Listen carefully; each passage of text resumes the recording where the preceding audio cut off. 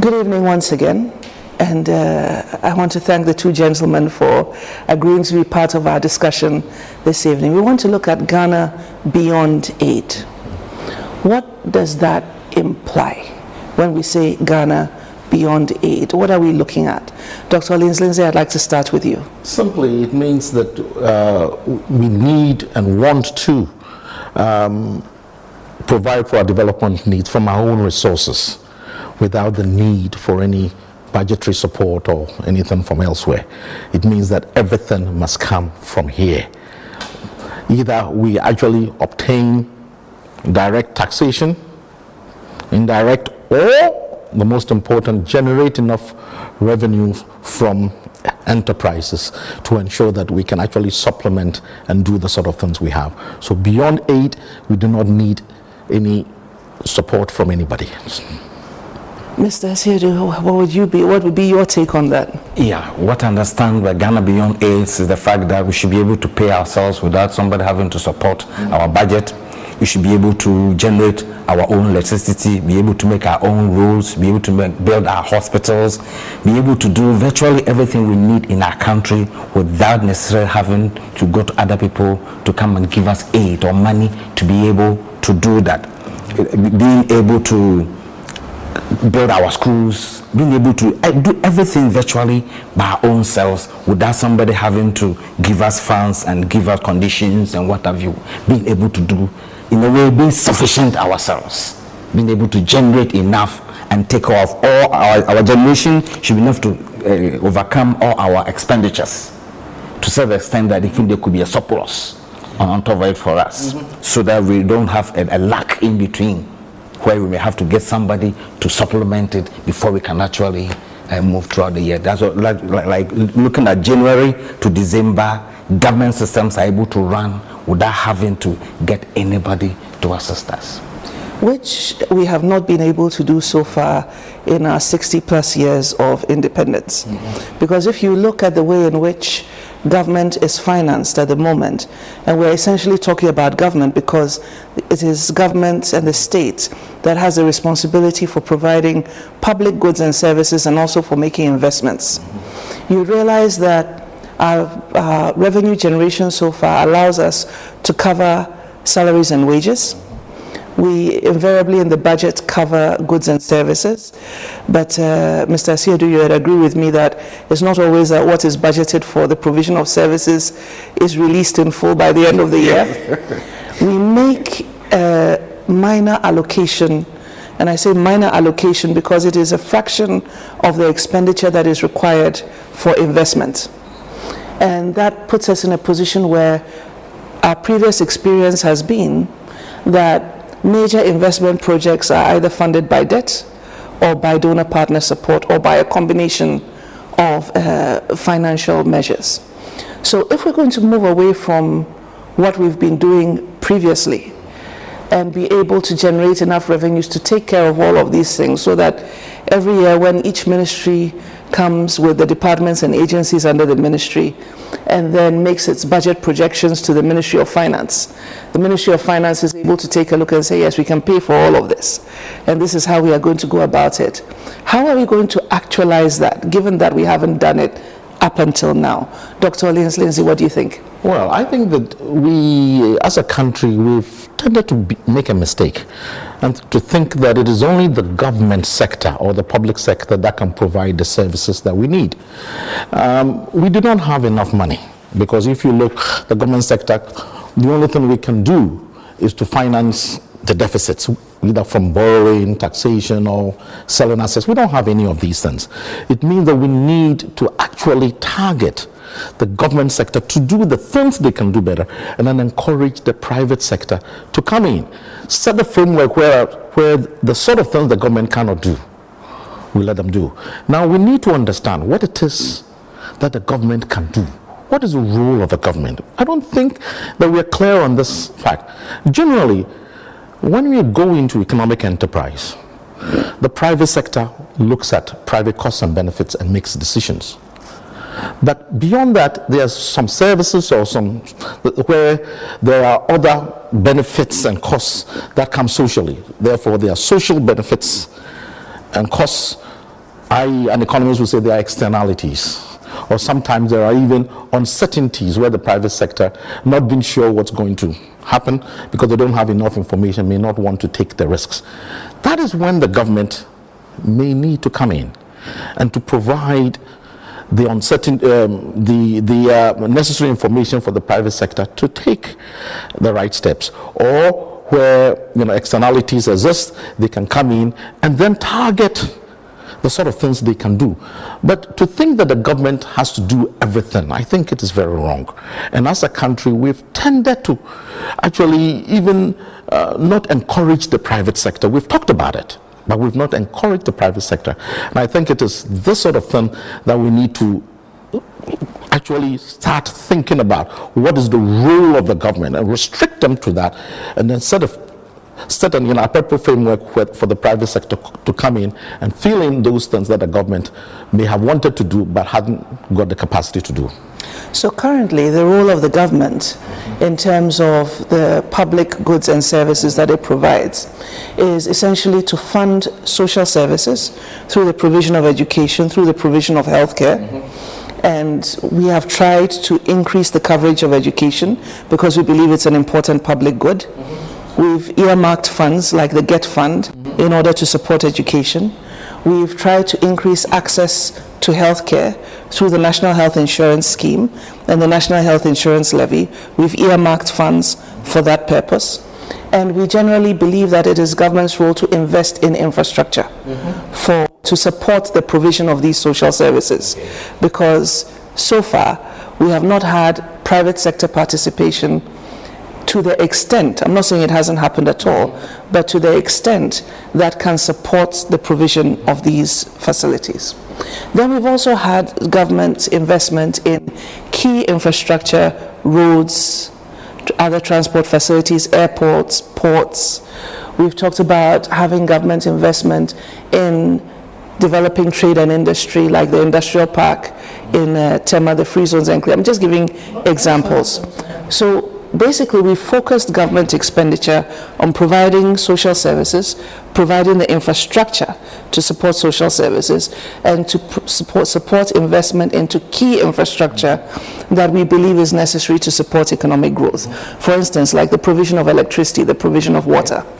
When you look at where government is investing today, based on the response that you gave me, which of these functions or which of these areas do you think government should be withdrawing from and making a private sector investment the priority for that area? Good.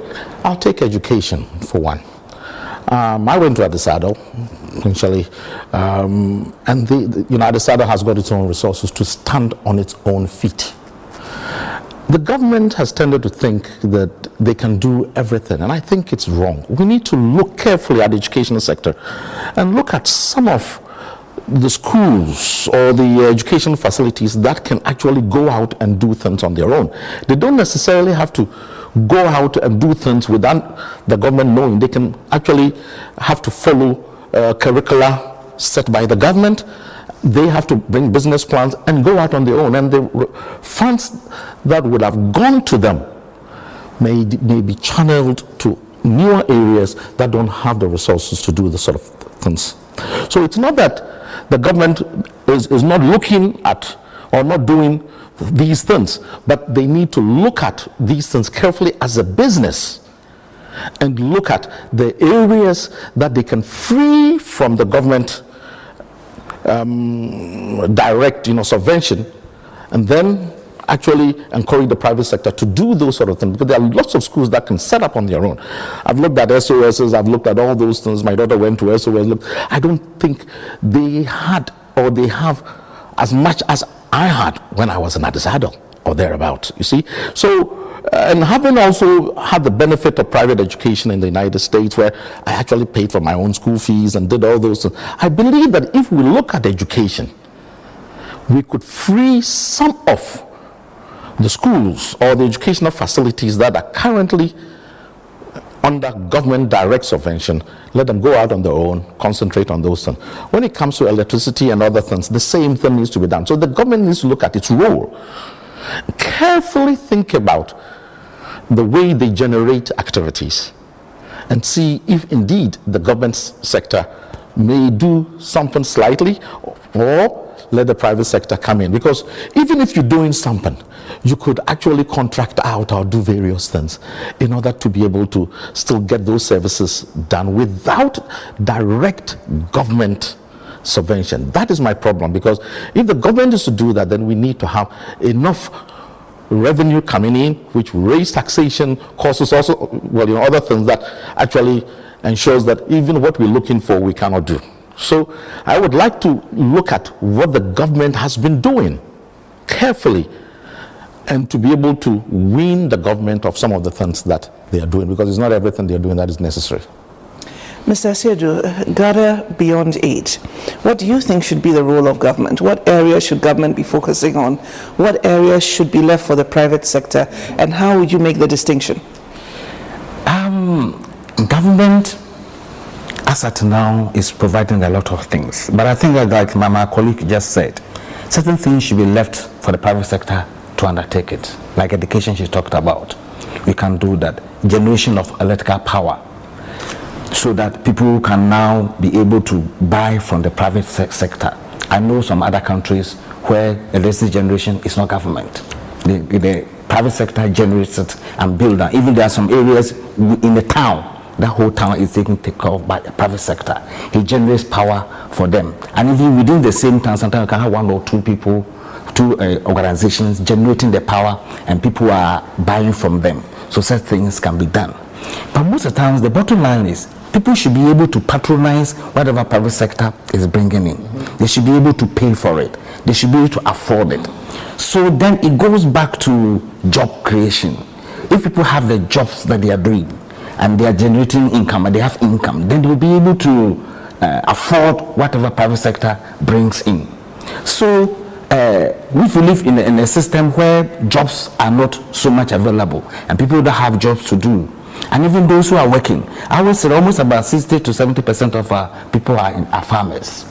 They live in the village. How much money are they generating? Would they be able to afford the private sector's provision that he provides? Some of them may not be able to. And why are they poor? They are poor basically sometimes because 40% of what the farmer generates from his farm goes to waste. And I always say this: if you have a company and 40% of whatever you generate goes to waste, how can that company strive? It can't strive.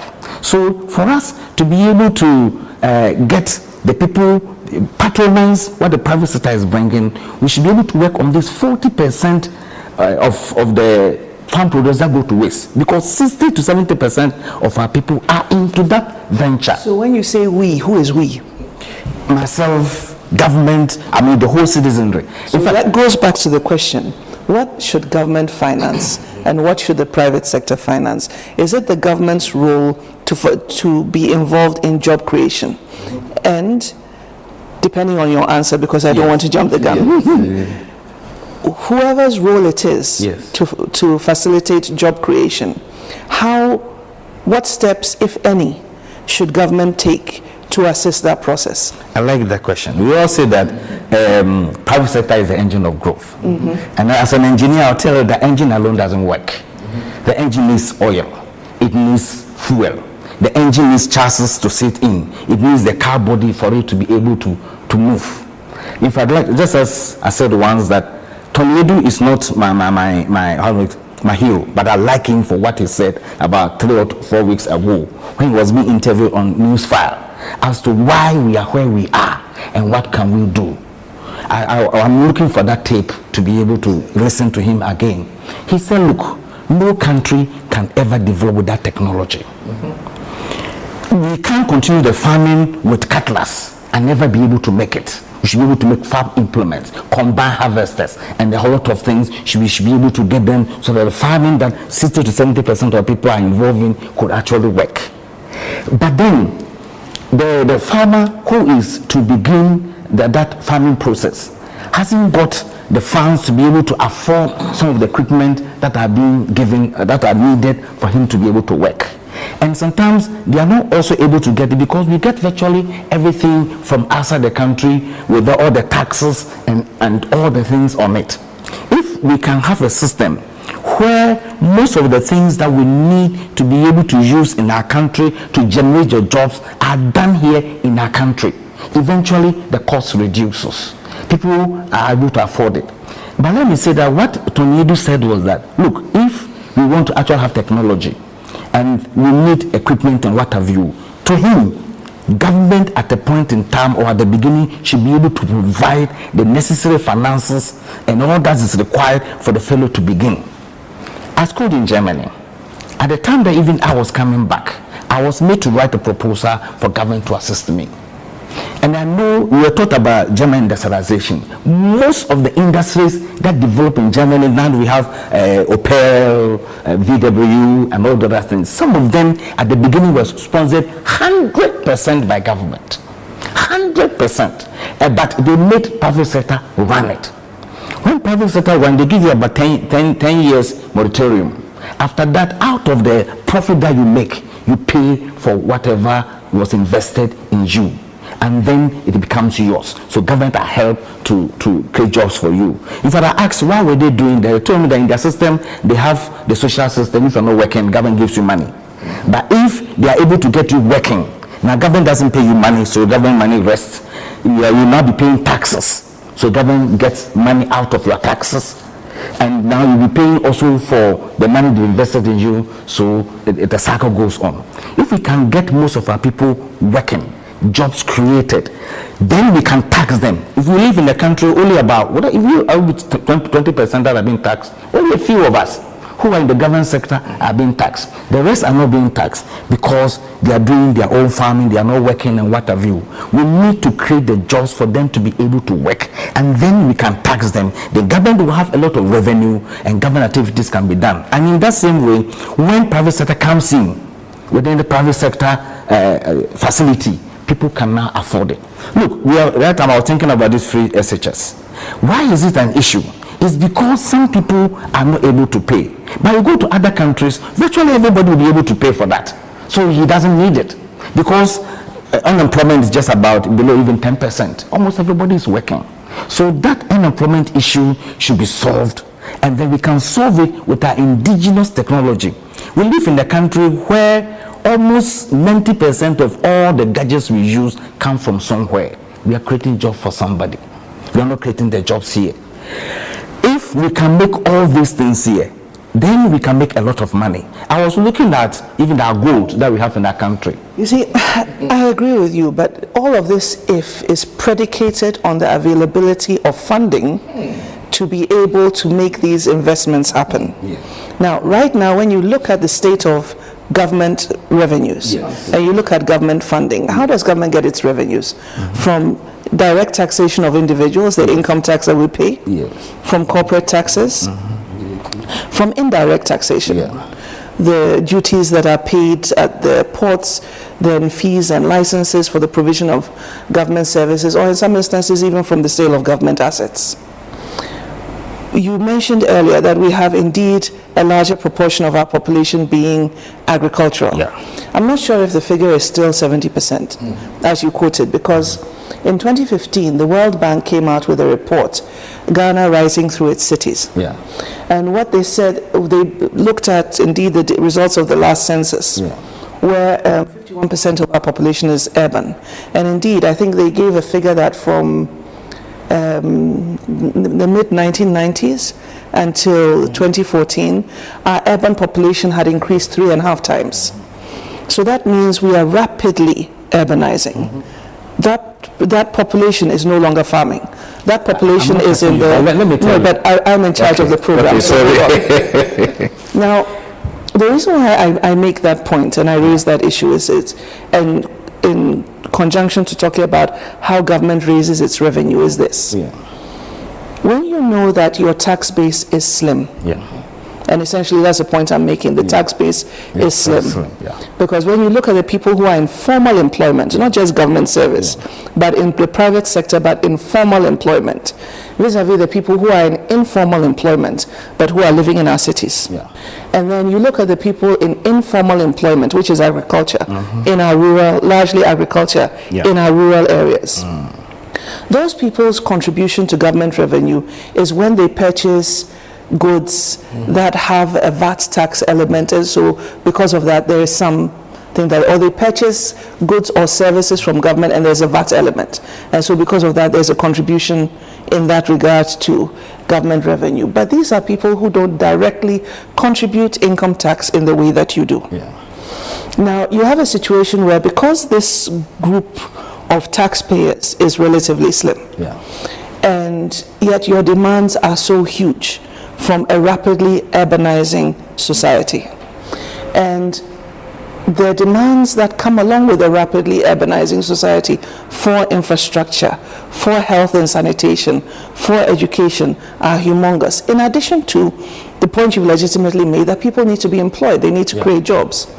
Looking at the situation in which you are in and the revenues currently available to you, what steps do you think need to be taken to increase the amount of investment available to government to be able to do the things you are talking about? Because if you would recall, in my intro I made the point, and you agreed with me, that, and we both know that that is indeed the case, that when the budget, any ministry, department or agency takes its budget on an annual basis, government is always able to provide for salaries and wages.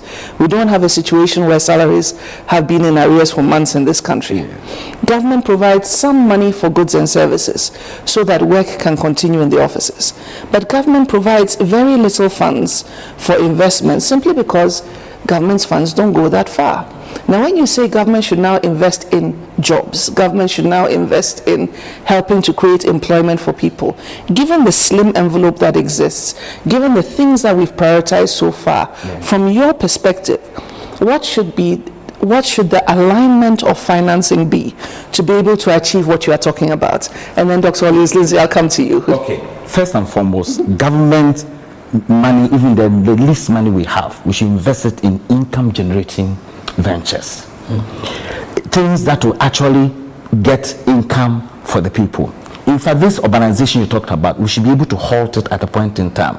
So if you realize, under Ministry of Trade, we have one of our policies which says that there should be industries special in all over the country. So in 2014, I was able to put into the budget of the budget of the country that if we can set up processing centers, I call it good process centers, all in all the districts in the country, to be able to process our agri products in such a way that this urbanization should stop. So if we have dairy processing company, shea butter processing here and there in the village, even somebody who have come to the city, today I was somebody's office, he's from my region. He said, look, brother Sidi, if we have a factory in my hometown, Jenny, I won't come to Accra because I have my house there.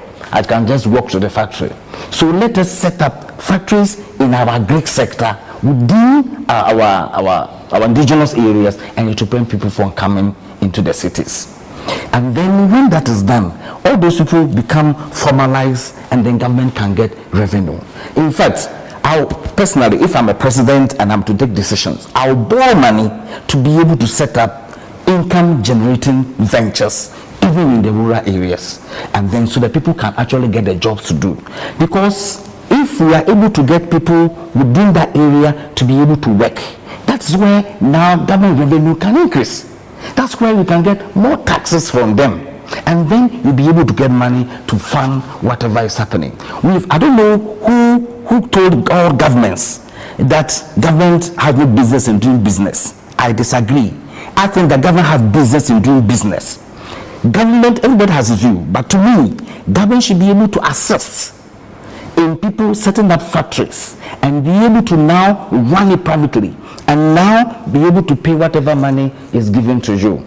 I learned one country, which I will not mention the name, but the government provides the facility for you, they pay everything for you, and then you pay as you work. You know, Ghana, we have a problem with the people who are not, the attitude of workers, the way people who don't work very well. This is how they solved it. Every worker is made a part owner of the organization.